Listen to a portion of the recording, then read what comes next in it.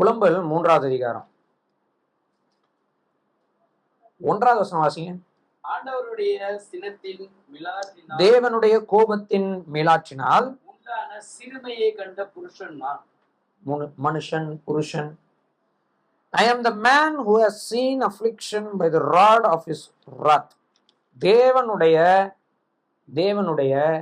கோபத்தின் வெளிப்பாடாக இருக்கும் பிரம்பை அல்லது கோலை அல்லது மிலாற்றை கண்ட புருஷன், மனிதன் நான் அப்படின்னு புலம்புகிற இந்த மனிதன் என்ன செய்கிறார் சொல்ற. அதன் விளைவாக என்ன நடந்தது என்று 2வது வசனத்தை சொல்றாரு. அவர் என்னை வெளிச்சத்திலே அல்ல இருளிலே அழைத்து நடத்தி வந்தார். சில நேரங்கள்ல தேவன் நம்மை இருளிலே அழைத்து கொண்டு போகும்படியான சூழ்நிலை. இந்த மனுஷன் என்ன தீமை செய்தான்? இந்த எரேமியா என்கிற தீர்க்கதரிசி தேவனால் இருளுக்குள் அழைத்து கொண்டு போகிறதற்கு, மரண இருளின் பள்ளத்தாக்கிலே நடத்தப்படுவதற்கு இவன் என்ன செஞ்சான்? இந்த எரேமியா என்ன செஞ்சான்? ஏதாவது செஞ்சானா? எதுவுமே செய்யலையே.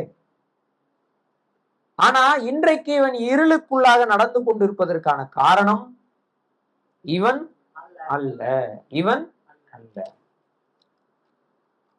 ஆனால் தேவன் அவருடைய கோபத்தின் ராட், கோபத்தை எதை வச்சு தண்டிக்கிறாரோ, ஒழுங்குபடுத்துகிறாரோ அந்த மிலாற்றை நான் என்ன செய்தேன்? பார்த்தேன். தேவன் வழி நடத்துகிற விதங்களில் சிற்சையும் ஒன்றாக இருக்கிறது. தேவன் வழி நடத்துகிற விதங்களில் சிற்சை, ஒழுங்குபடுத்துதல் முக்கியமானதாக என்ன செய்கிறது? இருக்கிறது.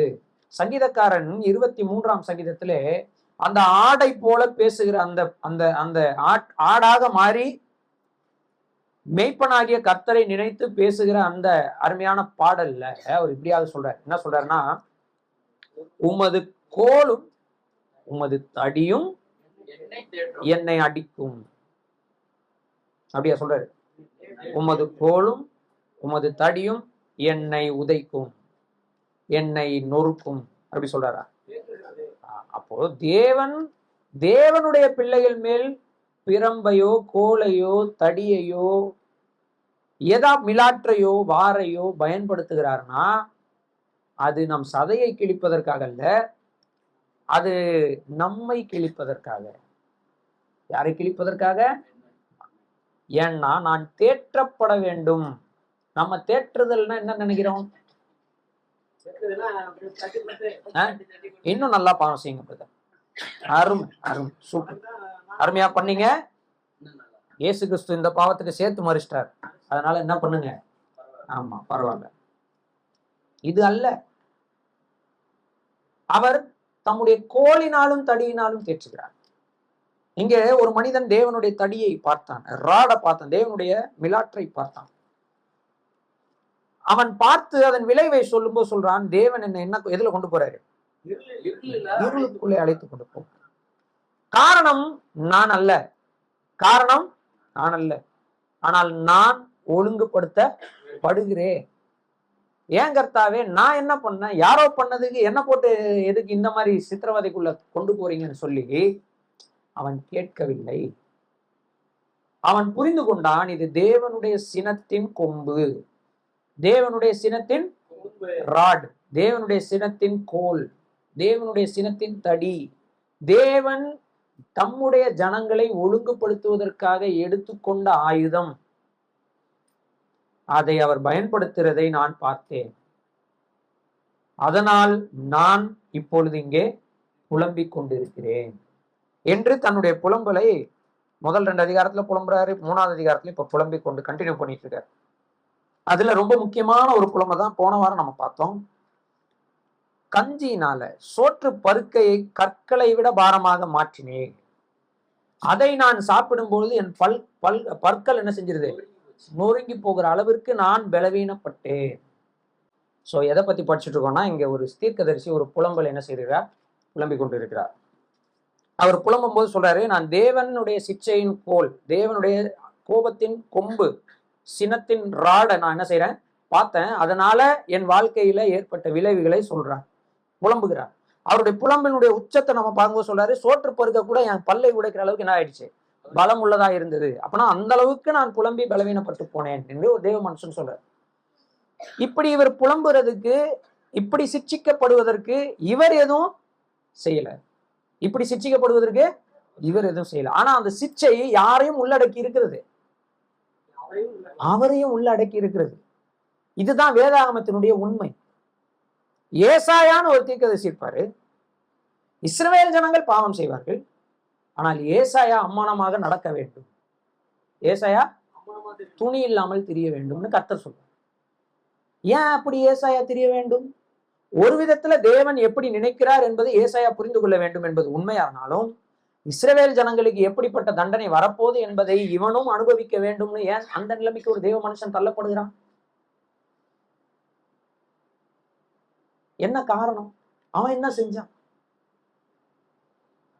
எசேக்கியேல் தீர்க்கதரிசன புத்தகத்தை எடுத்து வாசிங்கன்னா 390 நாள் டெய்லியும் என்ன பண்ணோம், ஒரே பக்கம் திரும்பி படுக்கணும், இன்னொரு பக்கம் திரும்ப கூடாது, உன்னை நான் என்ன செஞ்சிருவேன், கட்டி போடுவேன்னு சொல்றேன். அப்படி 390 நாட்கள், அப்புறம் இன்னொரு பக்கம் 40 நாட்கள். அது 40 நாட்கள் ஒவ்வொரு நாளும் ஒவ்வொரு வருஷம்ன்றார். அப்படி ஒவ்வொரு வருஷம் 40 வருஷம் இஸ்ரவேல் ஜனங்க எப்படிப்பட்ட துன்பத்தை அனுபவிக்க போறாங்களோ அதை 40 நாட்கள் யாரு டேஸ்ட் பண்ணணும்? எசேக்கியேல் டேஸ்ட் பண்ணணும். ஏன் டேஸ்ட் பண்ணணும்? இஸ்ரவேல் ஜனங்கள் சோரம் போனதுக்கு ஓசியான் போய் ஏன் பிராஸ்டிடியூட்டை கல்யாணம் பண்ணணும்? ஓசியான்ற கர்த்தருடைய தீர்க்கதரிசி எதற்காக ஒரு விபச்சாரியை போய் கல்யாணம் பண்ணணும்? ஏன் செய்யணும்? ஒரு பக்கம் தேவன் தம்முடைய பாரத்தை தம்முடைய தீர்க்கதரிசிக்கு, தம்முடைய ஊழியக்காரனுக்கு, தம்முடைய தாசனுக்கு கொடுத்து அவனை புலம்ப வைக்கிறார், தவிக்க வைக்கிறார், துக்கப்பட வைக்கிறார், எல்லாம் பண்றாருன்னா அதற்கு அவன் காரணமே இல்லை, அவன் அதற்கு காரணமே இல்லை. ஆனா ஏன் அதை செய்யணும்?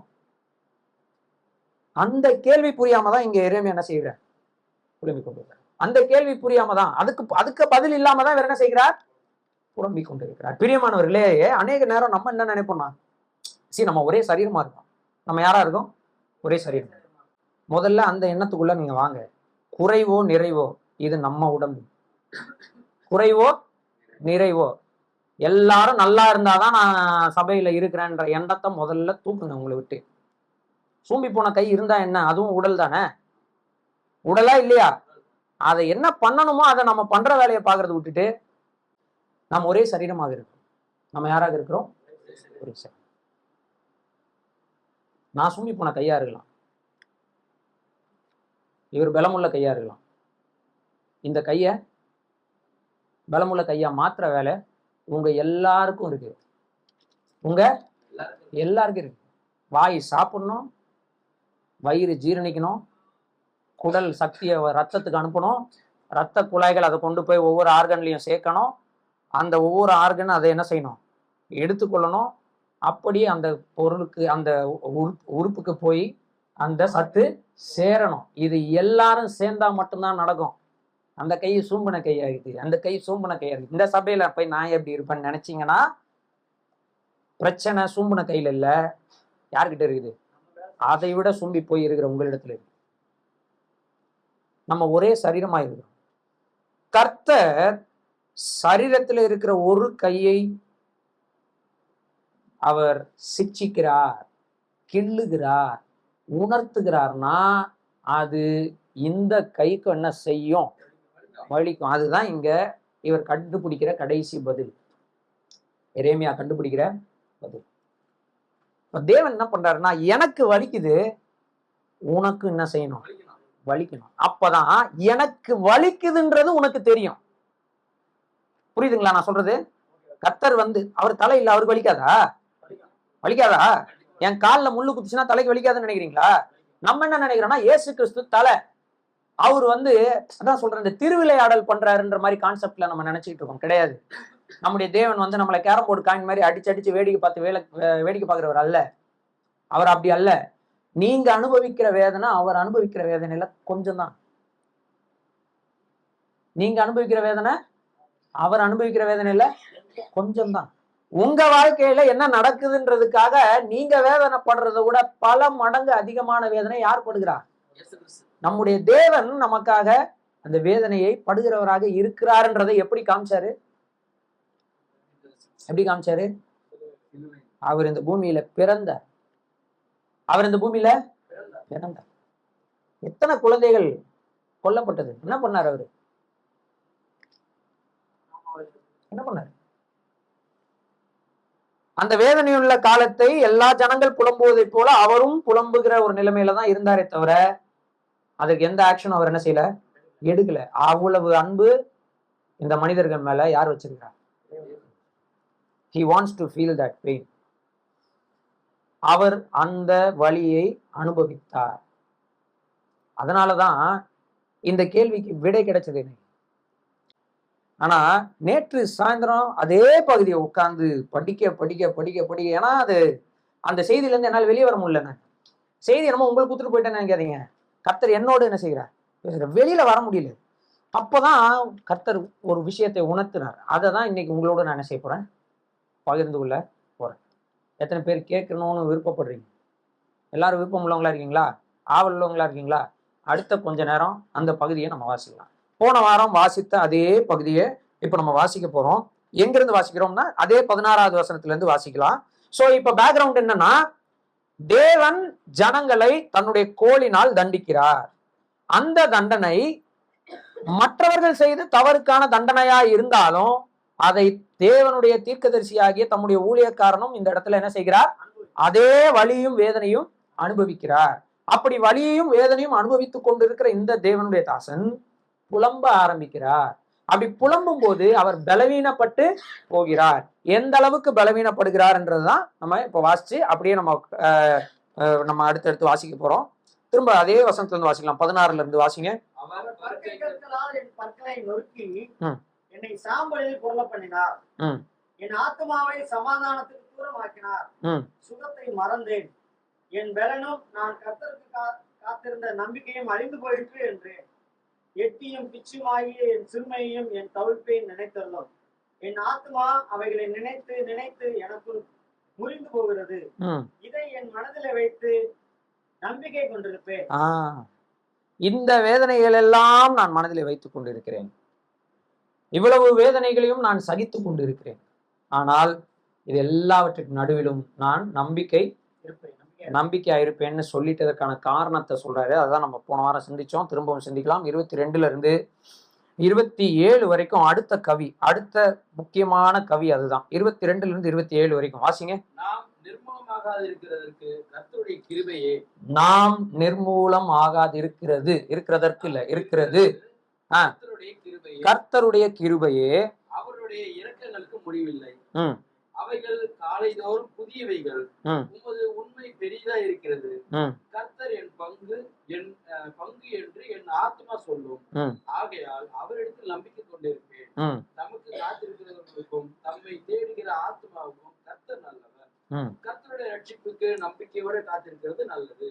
தன் இளம் பிரயத்தில் நுகத்தை சுமக்கிறது மனுஷனுக்கு நல்லது. ஓகே, இங்க மனுஷன் அப்படின்னு ஒரு வார்த்தை இருக்கு இல்லையா? இந்த இடத்துல மனுஷன் அப்படின்ற ஒரு வார்த்தை இருக்கு இல்லையா? இதே வார்த்தை தான் 3வது அதிகாரம் 1 வசனத்துல புருஷன் அப்படின்னு போடப்பட்டிருக்கிற அதே வார்த்தை தான், எபிரேய வார்த்தை தான் இங்கே என்ன செய்யப்பட்டிருக்கு, போடப்பட்டிருக்கு. அந்த எபிரேய வார்த்தை என்னன்னா கெப்பர். என்னது? பொதுவா காமன் பீப்புளுக்கு, காமன் மேன், அதாவது நார்மல் மனுஷன் இருக்குல்ல, மனுஷன், இவன் ஒரு மனுஷன், அவர் ஒரு மனுஷன், மனுஷன் அப்படின்னு சொல்லும்போது ஒண்ணு எபிரேய மொழியில ஈஷ் அப்படின்ற பேரு கொடுக்கப்பட்டிருக்கும், இல்லைன்னா ஆதாம்ன்ற பேரு கொடுக்கப்பட்டிருக்கும். ஈஷ், ஆதாம், இது ரெண்டும் ஒரே அர்த்தம் தான். ஆதாம்னா மனிதன், மனித இனம், மனித குலம், மனிதன். ஈஷ் அப்படின்னா புருஷன், ஆண், ஆண் மனிதன், மேன். ஈஷா அப்படின்னா பெண். சரியா? சோ இங்க அந்த வார்த்தை கொடுக்கப்படவில்லை. இந்த இடத்துல எந்த வார்த்தை கொடுக்கப்பட்டிருக்கு அப்படின்னா, இதே மாதிரி சூழ்நிலையில ஒரு மனுஷன் இருந்தான். இதே மாதிரி சூழ்நிலையில ஒரு மனுஷன் இருந்தான். அவன் பேர் கிதியோன். மீதியானியரால 7 வருஷம் என்ன செய்யப்படுறாங்க? பயங்கரமான அடிமைத்தனம். ஒட்டு மொத்தமாக இவங்களை காலி பண்ணிட்டு கொஞ்சம் கூட தானியம் இல்லாம அப்படியே வெட்டுக்கிளிகளை போல வந்து என்ன செஞ்சிருவாங்களாம்? அரிச்சு போட்டு போயிடுவாங்களாம். இவங்க மலையிலையும் புகையிலையும் கிடந்து புலம்பி கண்டு இருப்பாங்களாம். அப்படி இருக்கிற நிலைமையில கொஞ்சமாவது தன் குடும்பத்துக்கு சாப்பாடு வேணும்னு சொல்லிட்டு தரை மட்டத்திலிருந்து ஏறக்குறைய 20 அடி கீழே இருக்கிற பள்ளத்துல அவன் ஒரு போர் அடித்து கொண்டு இருக்கிறான். யாருக்குமே தெரியாத அவன் போர் அடித்து கொண்டு இருக்கிறது. தன் குடும்பத்திற்கு சாப்பாட்டுக்கு அவன் வேலை பார்த்து கொண்டு இருக்கிறான். அங்க வந்து கர்த்தர் அவனை பார்த்து என்ன சொன்னார்? பராக்கிரமசாலியே நரல. அந்த வார்த்தை தான் இங்க போடப்பட்டு. கெப்பர், எபிரேய மொழியில அதுக்கு என்ன பேரு? கெப்பர். கெப்பர் அப்படின்னு கூப்பிடுறாரு யார? கிதியோன். அவன் பராக்கிரமசாலியா இருந்தானா? இங்க இந்த எரேமியா அப்ப பராக்கிரமசாலியா இருக்காரா? இவர் என்ன சொல்றாரு? அங்கேயும் இங்கேயும் கிட்டத்தட்ட சிச்சுவேஷன் சேம் தான். ஆனா கிதியோன் பாவம் செஞ்சானா இல்லையான்னு நமக்கு தெரியாது. ஆனா எரேமியா இங்க என்ன செய்யல? எரேமியா இங்க தேவனுடைய தீர்க்கதரிசியாக இருந்தான். கடைசி வரைக்கும் அவன் இஸ்ரவேல் ஜனங்களுடைய விக்கிரகங்கள் என்ன செய்யல? வானங்கள்ல தேவனுடைய தாசனாக இருந்தான். ஆனா சிச்சுவேஷன் கிட்டத்தட்ட 2 பேருக்கும் ஒண்ணுதான். என்னன்னா, ஒட்டுமொத்த இஸ்ரவேல் ஜனங்களும் இப்போ என்ன பண்ணிட்டு இருக்காங்க? அடிமைத்தனத்துல இருக்கிறாங்க. எங்க அவங்க அங்க தேசத்துல இருந்தாங்க, இன்னும் இவங்க சொந்த தேசத்துல இல்ல. இது இன்னும் அதிகமான வழியை கொடுக்கக்கூடிய ஒரு சூழ்நிலை. இப்ப எரேமியா அந்த வார்த்தை இங்க சொல்ற, தேவனுடைய கோபத்தினுடைய பிரம்பை, கொம்பை, மிலாற்றை பார்த்த கெப்பர் நான், பராக்கிரமசாலி நான். ஆனா இன்ட்ரெஸ்டிங்கா இந்த வார்த்தையை குறிச்சு நான் படிச்சுட்டு இருந்தேன். ஏன் நான் இந்த அளவுக்கு வேர்ட் ஸ்டடி லெவலுக்கு நான் போய் இதை ஆரஞ்சேன் அப்படின்னு சொன்னா, எனக்கு பதில் வேணும்ன்றது. ஏன்னா தேவன் வந்து இன்ட்ரெஸ்டிங்கா பைபிள்ல இந்த வார்த்தை பராக்கிரமசாலின்னு சொல்ற இடத்துலயும் இந்த வார்த்தை தான் இருக்கு. சில இடங்கள்ல காமன் மேனையும் இதே வார்த்தை என்ன செய்யப்பட்டிருக்கு? சொல்லப்பட்டிருக்கு. இந்த இடத்துல பராக்கிரமசாலின்னு டிரான்ஸ்லேட் பண்ணப்படல. இந்த இடத்துல எப்படிதான் டிரான்ஸ்லேட் பண்ணப்பட்டிருக்கு? மனுஷன், புருஷன் தான் டிரான்ஸ்லேட் பண்ணப்பட்டிருக்கு. அதே வார்த்தை தான் இதே 3வது அதிகாரத்துல 27வது வசனத்துல போட்டிருக்கு. இளம் பிராயத்திலே நுகத்தை சுவிப்பது மனுஷனுக்குன்னு போட்டிருக்கு. அங்கேயும் மனுஷன் தான் டிரான்ஸ்லேட் பண்ணப்பட்டிருக்கு. அப்போ ஒரு விஷயத்தை நான் புரிந்து கொண்டேன். உடலில் நல்ல பலமும் பராக்கிரமசாலியுமா இருக்கிற, அதாவது திடகாத்திரமாக இருக்கிறவனை தேவன் பராக்கிரமசாலின்னு என்ன செய்யல?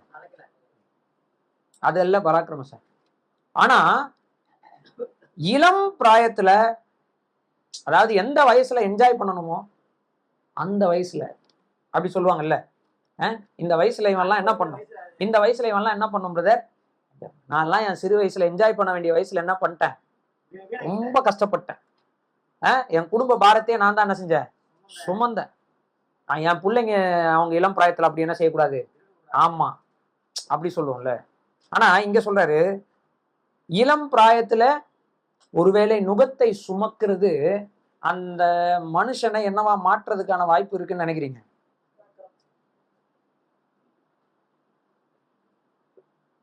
நீங்க பராக்கிரமசாலியா ஆகுறதும் ஆகாததும் அந்த நுகத்தை சுமக்கிறதும் சுமக்காததுலையும் தான் இருக்குன்றதுதான் கிதியோனுடைய லெசன்லையும் எரேமியாவுடைய லெசன்லையும் நான் கற்றுக்கொண்ட பாடம். ஒரே வார்த்தை தான், ஒரே வார்த்தை தான்.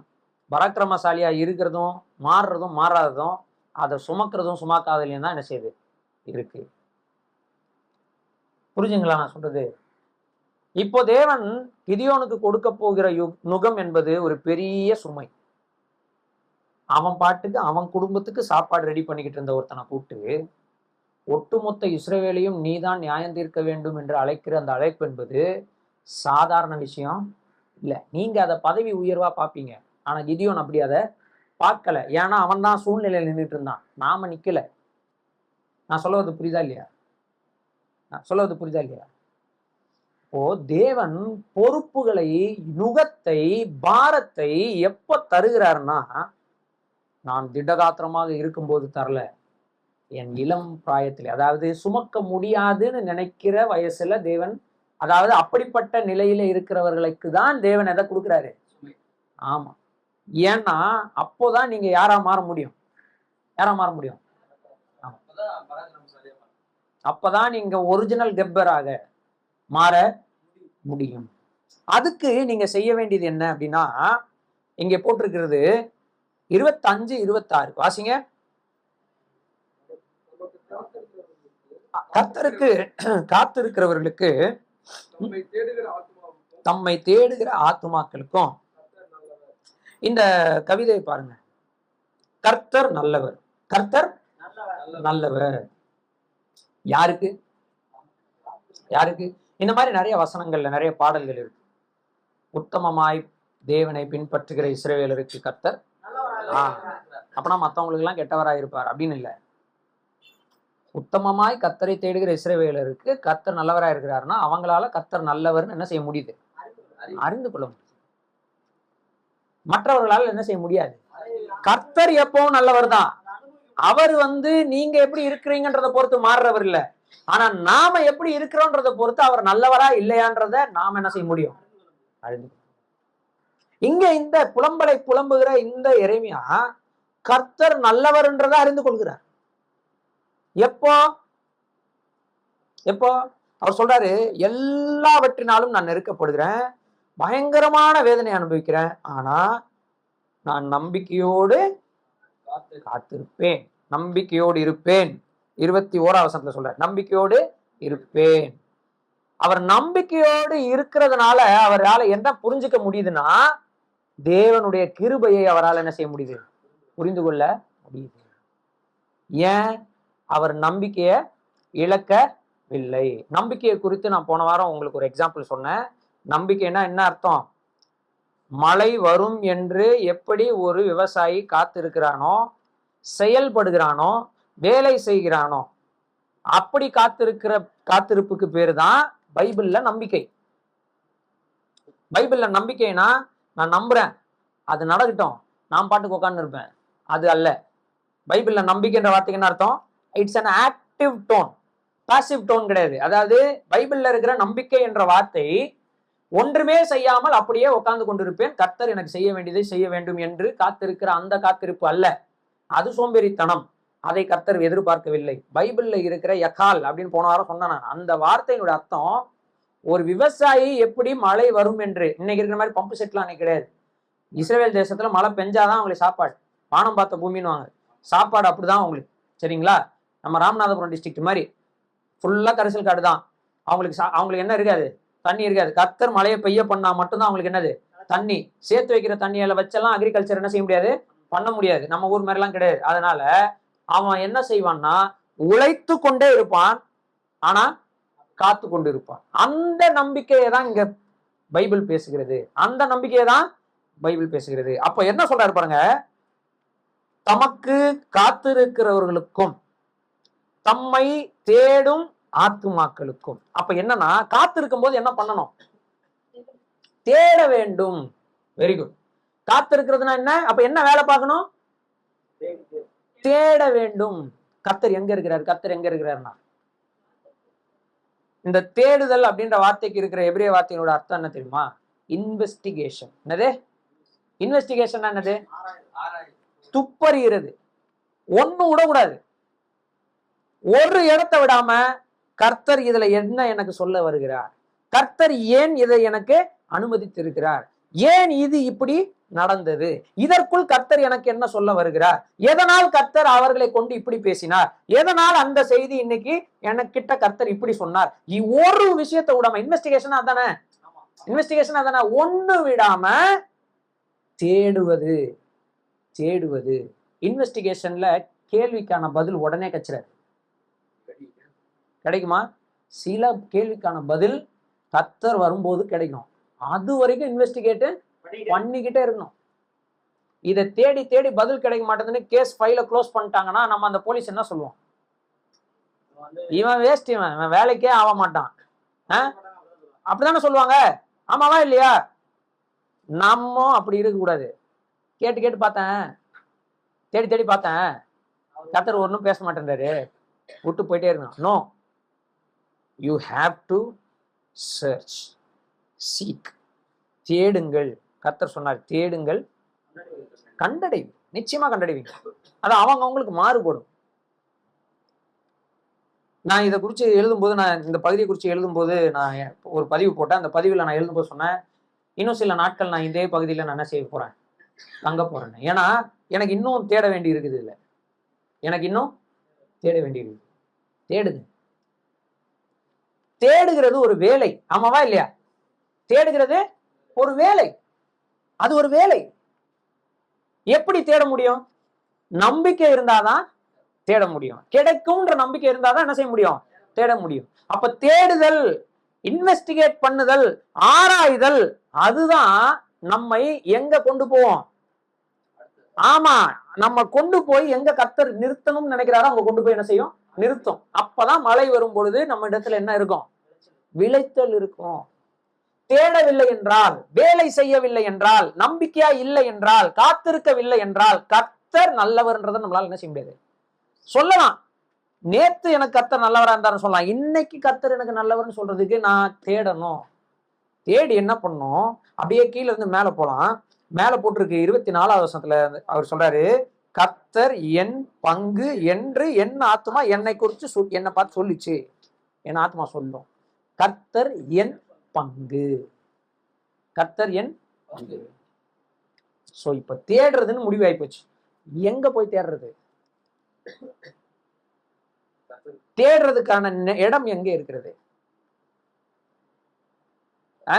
நம்ம எப்படி தேடுவோம் தெரியுமா? என் வாழ்க்கை கிட்ட கர்த்தர் என்கிட்ட பேசி நிற்பாரு, நான் போய் அவர் நிலத்துல தேடி நிற்பேன். அந்த பிரதர் எப்படிப்பட்டவர்? அவர் வாழ்க்கையில ஏன் இப்படி நடந்துச்சு? அவரு ஒய்ஃப் ஏன் இப்படி பேசுறாங்க? அவங்க பிள்ளைங்க எப்படி இருக்கிறாங்க? அவரு புதுசா வாட்ச் வாங்கியிருக்கிறாரு, அவர் வண்டி ஏன் நேத்து ரிப்பேர் ஆகணும்? இதெல்லாம் யாரு தேடி நிற்போம்? நம்ம ஃபேமிலி பத்தி தேட சொன்னா தேடணும். இங்க யாரு எங்க போய் தேடணும்? இங்க எங்க போய் தேடணும்? நானு கர்த்தரை இன்றைக்கு என் பங்காக எவ்வளவு எடுத்துக்கொள்கிறேன், அவருக்குள் நான் என்னை தேட வேண்டும். I have to search myself in the Lord. கர்த்தரிடத்தில் என்னை நான் தேட வேண்டும். காரணம், எனக்குரிய பதில்கள் அந்த ஃபேமிலியில இல்ல, இந்த நபரிடத்துல இல்ல, இவரிடத்துல இல்ல. எனக்குரிய பதில்கள் என்னிடத்திலும் இல்ல, என் தேவனிடத்துல மட்டும்தான் இருக்குது. இன்னைக்கு அவரை நீங்க உங்களுடைய பங்காக எவ்வளவு எடுப்பீங்க? போதும்னு சொல்ல முடியுமா? கர்த்தர் எப்படி வேலை பார்க்கிறாரு பாருங்க. போதும்னு சொல்ல முடியுமா? போதும், இன்னைக்கு போதும், படிச்சாச்சு, பார்த்தாச்சு, ஒன்றும் கிடைக்கல, போதும். கர்த்தரை போதும்னு உங்களால என்ன செய்ய முடியாது, சொல்ல முடியாது. எப்போ அப்படின்னா 22வது வசனத்தினுடைய 23வது வசனத்தை நீங்க புரிந்து கொண்டால் உங்களால் அப்படி சொல்ல முடியாது. இப்ப நான் ஏன் கீழே இருந்து மேல வரேன்னா, திரும்ப மேல இருந்து கீழே போலாம். 23வது வசனத்துல என்ன சொல்லுது? நம்ம எந்திரிச்சு பார்க்கும் போதெல்லாம் பாட்டில் ஃபுல்லாவே இருக்க மாட்டேங்குது. ஏன்னா நம்ம பார்க்குற பாட்டில் வேற பாட்டில். அதனால ஃபுல்லா இருக்கிற பாட்டில நம்ம பார்க்கறதே இல்லை, அதை யூஸ் பண்றதும் இல்லை. நம்ம எவ்வளவு நாளும் அவரை நம்முடைய பங்குன்னு எடுத்துக்கலாம்ப்பா, அவர் ரீஃபில் பண்ணிக்கிட்டே இருப்பார். தாராளமான கிருபையை உங்களுக்கு தருகிறாரே. ஆதலால் தேவனுக்கு கீழ்ப்படிந்திருங்கள், பிசாசுக்கு எதிர்த்து நில்லுங்கள், அப்பொழுது அவர் உங்களை விட்டு ஓடி போவான்னு தான் பைபிள்ல எழுதியிருக்கு. அதுக்கு முன்னாடி என்ன சொல்லுது? அவர் தாராளமான கிருபையை. We want His grace to be refilled again and again and again and again. ஆனா அவர் எந்த பாத்திரத்துல, எந்த இடத்துல தம்முடைய கிருபையை ஊற்றி கொண்டு இருக்கிறாரோ, தம்முடைய இரக்கங்களை ஊற்றி கொண்டு இருக்கிறாரோ, தம்முடைய தயவை ஊற்றி கொண்டு இருக்கிறாரோ, தம்முடைய நன்மையை ஊற்றி கொண்டு இருக்கிறாரோ, அதை நாம் எடுப்பது இல்லை.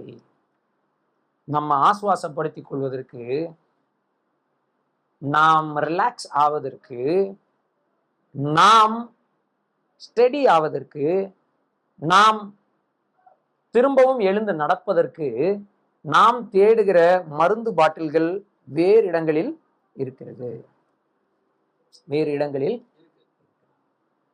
அதை நாம செய்ய கூடாது. கடைசி வரைக்கும் கர்த்தர் நல்லவர்னு உங்க வாயால முழு மனசோடு நீங்க சொல்ல முடியாது.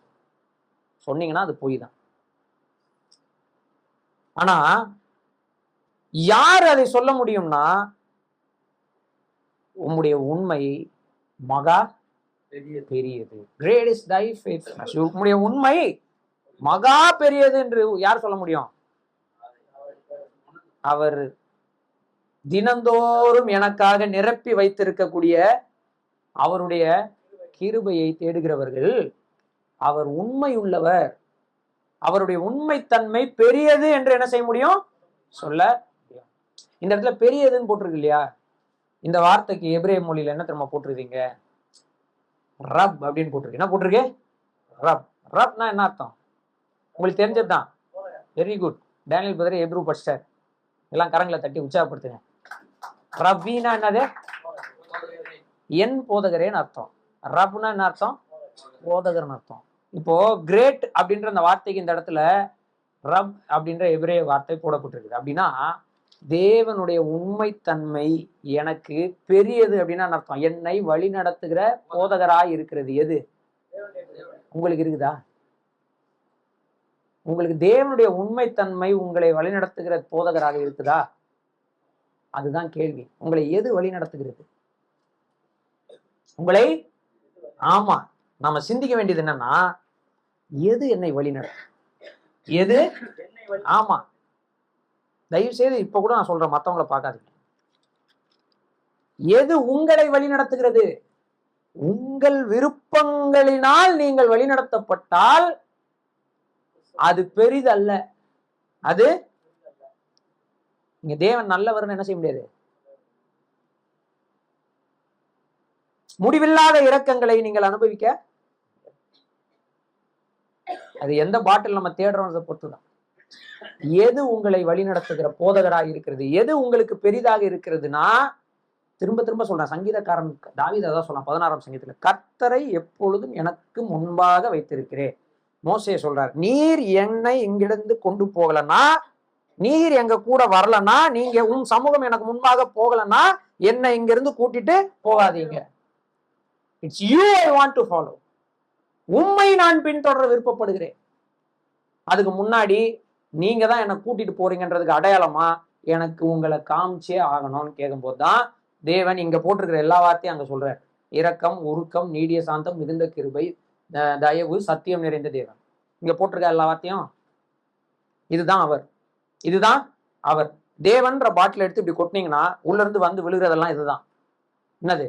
கிருபை, இரக்கம், தயவு, சாந்தம், ஆவியின் கனி இருக்குதுல்ல, அதுக்குள்ள இருக்கிற எல்லாம் வந்து அப்படியே கொட்டும். அதுதான் தேவன், அதுதான் அவருடைய தன்மை.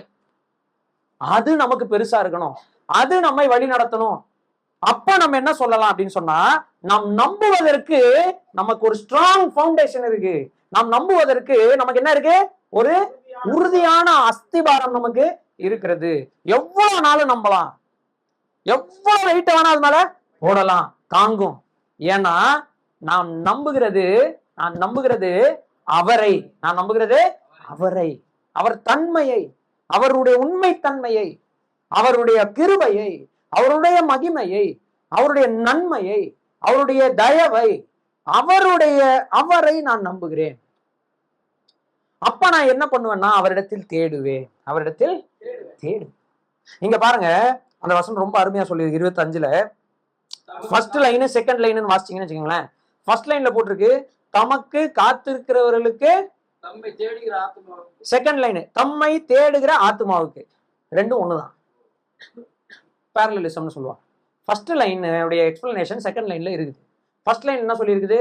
தமக்கு காத்திருக்கிறவங்க. அப்படின்னா என்ன அர்த்தம்னா, தம்மை தேடுகிறவர்கள்.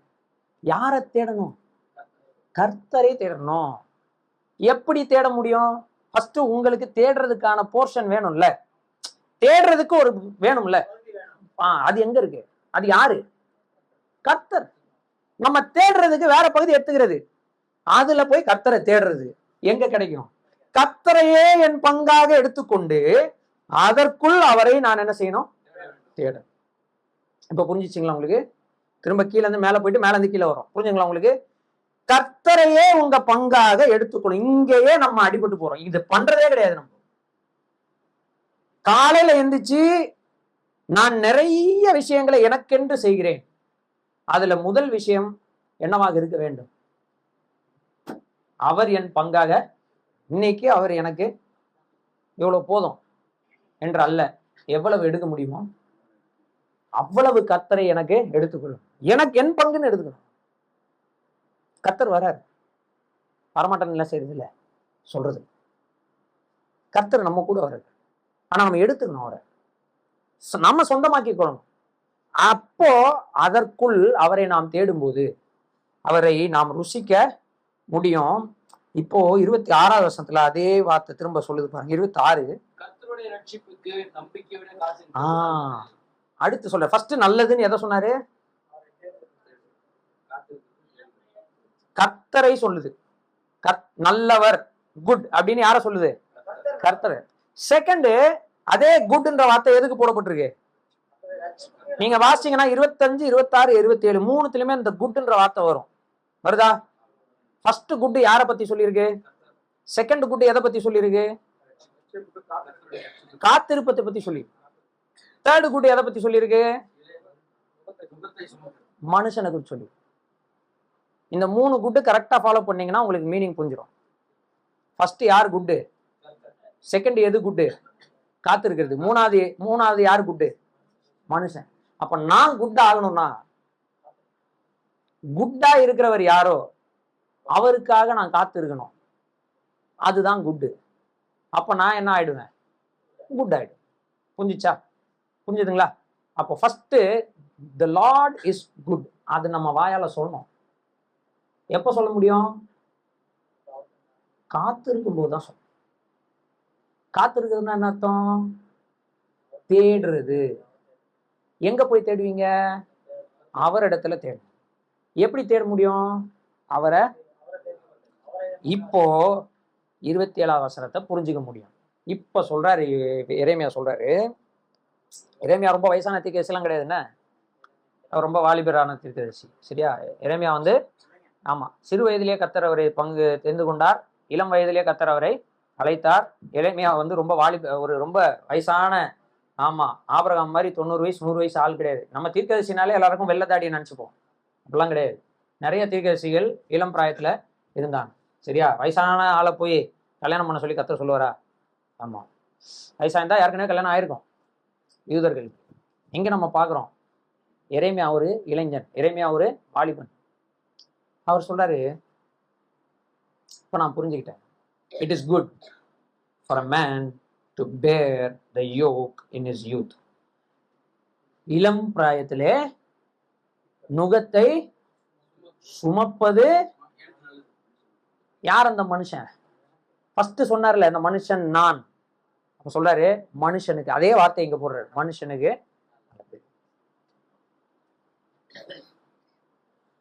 நான் பாரத்தை சுமக்க கர்த்தர் என்னை அனுமதிக்கும் போது அது நல்லதுன்னு எப்ப சொல்ல முடியும்னா, நானு காத்திருந்து அது நல்லதுன்னு கண்டு கொண்டு கர்த்தர் நல்லவர் என்பதை சொல்லுகிற அளவிற்கு நான் வளரும் போதுதான், நான் பாரப்படுத்தப்படும் பொழுது, நான் சுமையை சுமக்கும் பொழுது அதை நான் நல்லதுன்னு என்ன செய்ய முடியும்? சொல்ல முடியும். அப்ப நான் யாரா மாறுறேன்னா பராக்கிரமசாலியாக மாறுகிறேன். ஏன்னா என் பலம் இல்ல, என்கிட்ட என்ன இல்ல? பலன் இல்ல. இப்போ 28வது வசனத்தை வாசிங்க. சரி, இந்த இடத்துல நுகம் அப்படின்ற வார்த்தை இருக்கு இல்லையா? அந்த இன்ஸ்ட்ருமெண்ட் நுகம், அது எதை குறிக்குது? உங்க பைபிள் எடுத்து இந்த நுகத்துல இருந்து சுமக்கிறதுன்றதுக்கு ஒரு கோடு போடுங்க. விருப்பம் இருக்கிறவங்க போடுங்க. சுமக்கிறதுன்ற வார்த்தையிலிருந்து காத்திருத்தல்ன்ற வார்த்தைக்கு ஒரு கோடை போடுங்க. காத்திருத்தல்ன்ற வார்த்தையிலிருந்து நம்பிக்கைன்ற வார்த்தைக்கு ஒரு கோடை போடுங்க. நம்பிக்கைன்ற வார்த்தையிலிருந்து தேடுதல்ன்ற ஒரு வார்த்தைக்கு ஒரு கோடை போடுங்க. தேடுதல்ல இருந்து காத்திருத்தல்ன்ற வார்த்தைக்கு கோடை போடுங்க. காத்திருத்தல்ல இருந்து நம்பிக்கைக்கு ஒரு கோடை போடுங்க. நம்பிக்கை, நான் கீழே இருந்து மேல போயிட்டு இருக்கேன், புரியுதுங்களா? அப்புறம் அந்த நம்பிக்கையில இருந்து, அதாவது 24வது வசனத்துல இருக்க நம்பிக்கையில இருந்து பங்குக்கு ஒரு கோடை போடுங்க. பங்குல இருந்து என்ன பண்ணுங்கன்னா 22வது வசனத்தையே கோடை போட்டு முடிச்சிருங்க. 22ல சொல்லி இருக்கிற கிருபை, இரக்கம், உண்மை, இது எல்லாம் தான் கர்த்தர் நமக்கு தருகிற அவருடைய பங்கு. இப்போ நுகம்ன்றது என்னன்றதான் என் கேள்வி. போட்டிங்களா கோடு? திரும்ப போடுறேன், திரும்ப சொல்றேன். கீழே வாங்க, 27 வாங்க, 27 வாங்க. நீங்க இப்ப கோடு போடலன்னா நான் சொல்றது புரியாது. சரிங்களா? விருப்பம் இல்லாம போடுங்க, விருப்பம் இல்லாதவங்க பக்கத்துல பாத்துக்கோங்க. நுகத்துல இருந்து சுமைக்கு போடுங்க, சுமையில இருந்து காத்திருப்புக்கு போடுங்க, 26ல இருக்கிற காத்திருத்தலுக்கு போடுங்க, அதுலயே இருக்கிற நம்பிக்கைக்கு போடுங்க, அந்த நம்பிக்கையில இருந்து 25ல இருக்கிற காத்திருத்தலுக்கு போடுங்க, அந்த காத்திருத்தல்ல இருந்து 25ல இருக்க தேடுதலுக்கு போடுங்க, இல்ல தேடுதலுக்கு போடுங்க, தேடுதல்ல இருந்து காத்திருப்புக்கு போங்க, காத்திருப்புல இருந்து நம்பிக்கைக்கு போங்க, 24 நம்பிக்கையில போங்க, அந்த நம்பிக்கையில இருந்து போர்ஷன் பங்குக்கு போங்க, அந்த பங்குல இருந்து 23ல இருக்கிற உண்மைத்தன்மைக்கு போங்க, அங்கிருந்து இரக்கங்களுக்கு போங்க, அங்கிருந்து கிருபைக்கு போயிடுங்க, அங்கிருந்து கர்த்தருக்கு போடுங்க. இப்போ நுகம்ன்றது என்னது?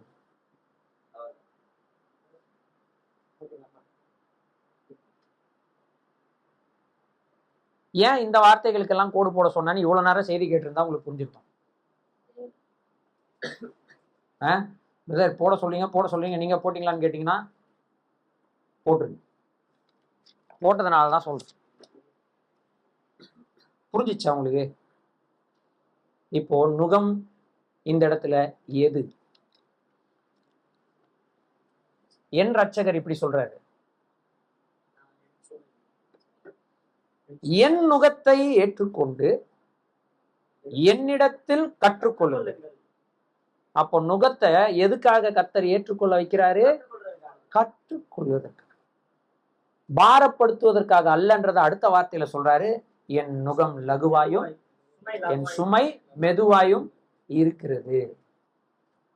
இப்போ எரேமியா சொல்றாரு. இப்போ நான் கேட்கிறேன், எது நுகம்? இப்ப நீங்க என்ன கத்துக்கிட்டீங்க? What is that yoke? தேவனுடைய நன்மை, தேவனுடைய கிருபை, இரக்கம், உண்மை, தயவு, அன்பு, சாந்தம், பொறுமை. தேவன் கர்த்தர் தான் நமக்கு நுகமாக இருக்கிறார். அவரை சுமங்கள், அவரை சுமக்கிற கழுதையாகவாது என்ன செய்யுங்கள்? இருங்கள்.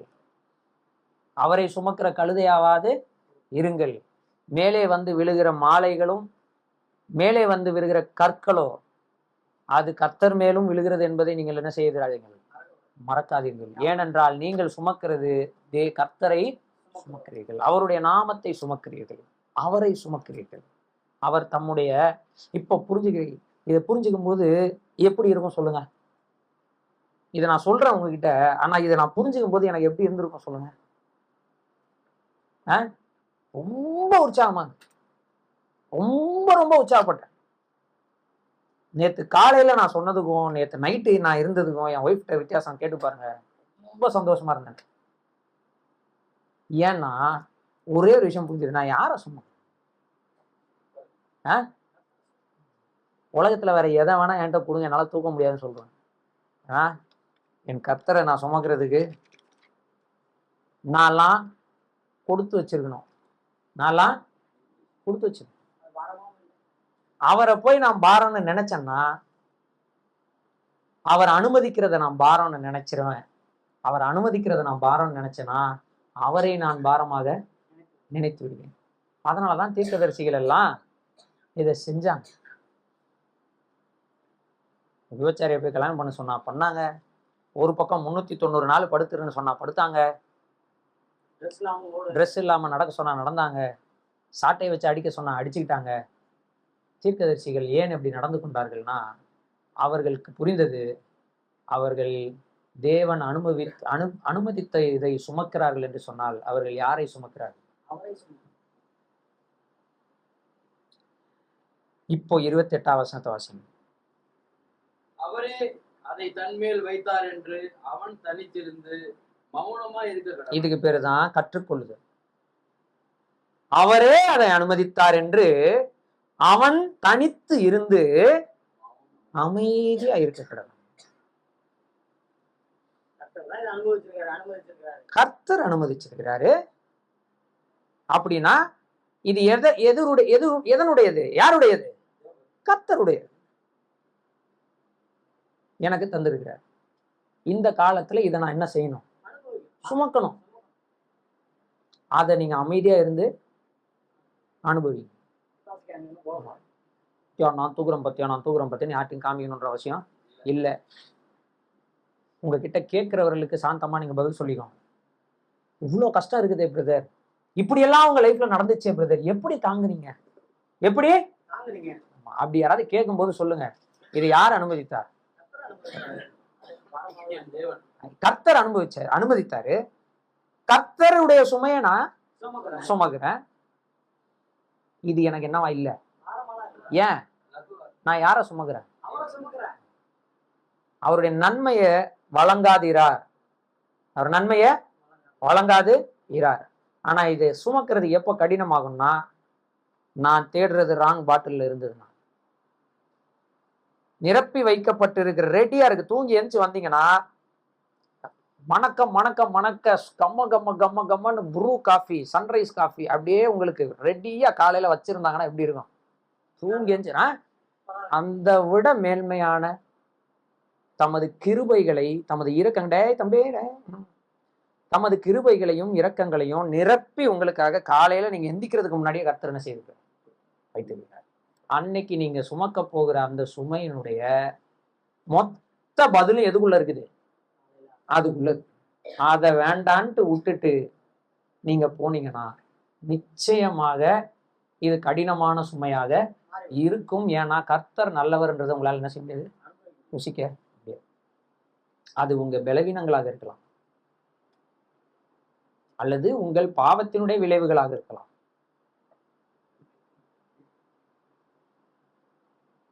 அல்லது மற்றவர்களுடைய பாவத்தின் விளைவுகளாக இருக்கலாம்,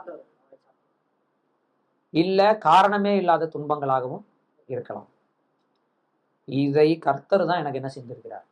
பாவத்தை கர்த்தர் அனுமதிக்கல, ஆனா பாவத்தின் விளைவுகளை கர்த்தர் அனுமதிக்கிறார். தாவீது அதுக்கப்புறம் எங்கேயாவது போயிட்டு புலம்பி நான் மனம் திரும்பிட்டேன், மன்னிப்பு கேட்டேன், கர்த்தருடைய சமூகத்துக்கு வந்துட்டேன், ஆனா என் குடும்பம் இப்படி இருக்குதுன்னு புலம்பி அழுது கர்த்தர் விட்டு போனதா பார்க்க முடியுமா? அப்சலோம் துரத்த அது ஓடுகிற சங்கீதத்துல தாவீது அவ்வளோ அருமையா கர்த்தரை துதித்து முடிக்கிறார். 3ஆம் சங்கீதத்துல கடைசியில நீங்க பாத்தீங்கன்னா, கர்த்தராவே நீர் என் தலையை உயர்த்துகிறவராய் இருக்கிறீர்னு சொல்றார்.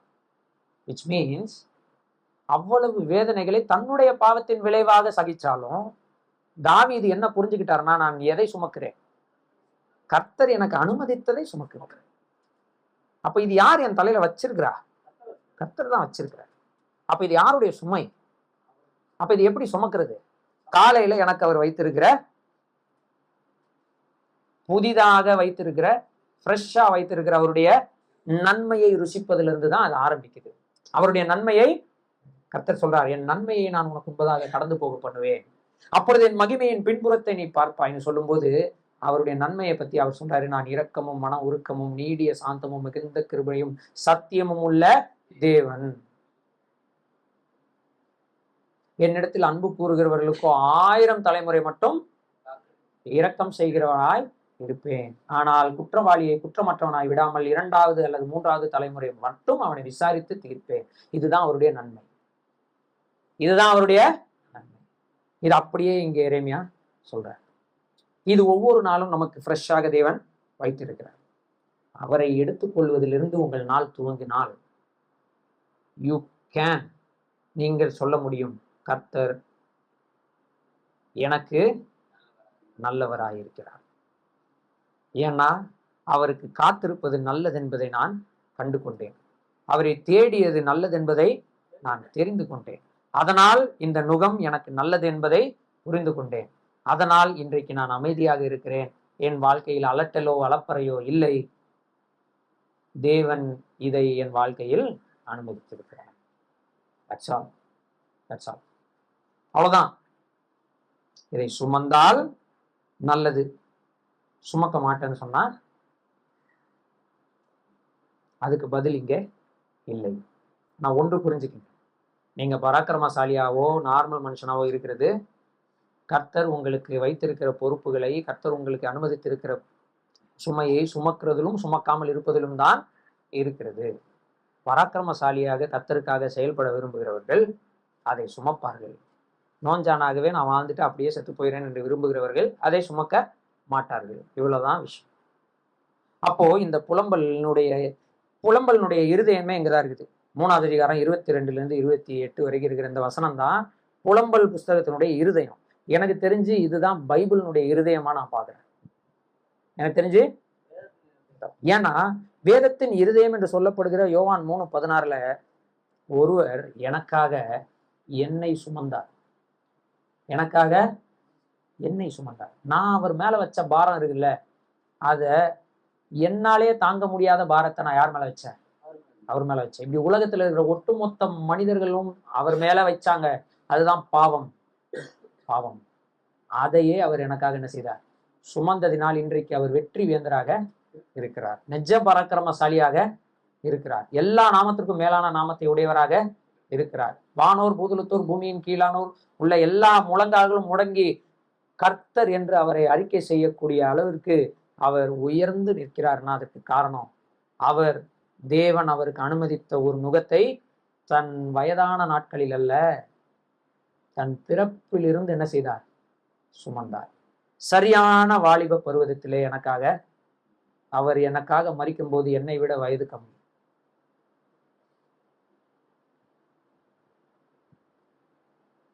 இன்னைக்கு உலகத்துல இருக்கிற எல்லா மதங்களும் ஏதாவது ஒரு விதத்தில் இவரை தங்களுக்கென்று இழுத்துக் கொள்கிறது. அப்படி என்ன பண்ணிட்டாரு? 30 வயசுல இறந்துட்டார். 30 சரியாக நடு வாலிப வயசுல இறந்துடுறாரு. ஒரு 3 வருஷம் ஊழியம்தான் வெளிப்படையான ஊழியமா செஞ்சாரு. உலகத்தையே இன்னைக்கு என்ன பண்ணிருக்கிறாரு? என்ன பண்ணிருக்கு? எல்லாத்துலயும் அவருடைய இன்ஃப்ளூயன்ஸ் இருக்கு. அவருடைய இன்ஃப்ளூயன்ஸ் இல்லாத எதுவுமே இல்லை. எல்லா கலாச்சாரத்திலும் அவருடைய இன்ஃப்ளூயன்ஸ் இருக்கு. எல்லா பண்பாடுலயும் அவருடைய இன்ஃப்ளூயன்ஸ் இருக்கு. எல்லா மொழிகளிலும் அவருடைய இன்ஃப்ளூயன்ஸ் இருக்கு. எல்லா இசையிலையும் அவருடைய இன்ஃப்ளூயன்ஸ் இருக்கு. எல்லா பாலிடிக்ஸ்ல அவருடைய இன்ஃப்ளூயன்ஸ் இருக்கு. எல்லா டிபார்ட்மெண்ட்ஸ்லயும் அவருடைய இன்ஃப்ளூயன்ஸ் இருக்கு. வரலாற்றுல அவருடைய இன்ஃப்ளூயன்ஸ் இருக்கு. வரலாறே அவரை வச்சுதான் என்ன செய்யப்பட்டிருக்கு? பிரிக்கப்பட்டிருக்கு. அவர் வாழ்ந்தது, வேலை செஞ்சது கிட்டத்தட்ட 3 வருஷம் தான். சுமந்தது ஒரு 30 வருஷம். ஒரு 33.5 இயர்ஸ்ல இறந்துடுறாரு. 3வது நாள் உயிரோடு எழுந்தார். அவர் உயிரோடு எழுந்தாருன்னு நம்புறவனும் அவரால் இன்ஃப்ளூயன்ஸ் ஆக்கப்பட்டிருக்கிறான். அவர் உயிரோடு எழுந்தாருன்றதை நம்பலன்றவனும் அவரால் இன்ஃப்ளூயன்ஸ் ஆக்கப்பட்டிருக்கிறான். அவரை மறுத்து இந்த உலகத்துல ஒருத்தன் பிறக்கவும் முடியாது, சாகவும் முடியாதுன்ற லெவலுக்கு அவர் இந்த உலகத்திலே ஒரு மகா பெரிய நடு தூணாக நிற்கிறாருன்னா அதற்கு காரணம் அவர் எதை சுமந்தார்? எதை சுமந்தார்? என்னை சுமந்தார். என்னை சுமந்தார். அவர் என்னை சுமந்து இருக்கும் போது அவர் கொடுக்கறத நான் சுமக்காம இருக்கலாமா? நான் சுமக்காம இருக்கலாம்? இனி நான் என் வாழ்க்கையில என்ன கர்த்தாவே என்னை இப்படி புலம்பு விட்டீங்க நான் சொல்ல போறதே இல்லைன்ற தீர்மானத்தை நேற்று நான் எடுத்தேன். என்னத்த ஆயிட போகுது? நான் ஆசைப்பட்ட பாரியே ஒரு நாள் மூட போறேன். நான் திறக்கும் போது அங்க இருக்க போறேன். அத அவர் கொடுத்தத செஞ்சுட்டு செய்வோமே, செஞ்சுட்டு சுமந்துட்டு போவோமே. சுமக்க தயாராகு. சுமக்க சந்தோஷமானது, நல்லது. கர்த்தர் எனக்கு நல்லவர். கர்த்தர் சொல்லுங்க, யார் யாருக்கெல்லாம் கர்த்தர் நல்லவரா இருக்கிறார்? எல்லாருக்கும் கர்த்தர் நல்லவரா இருக்காரா? கர்த்தர் நல்லவரா இருக்காரா? சத்தமா ஒரு தடவை சொல்லுங்க பார்க்கலாம். கர்த்தர் எனக்கு நல்லவர். கர்த்தர் எனக்கு நல்லவர். ஜெபம் பண்ணலாம்.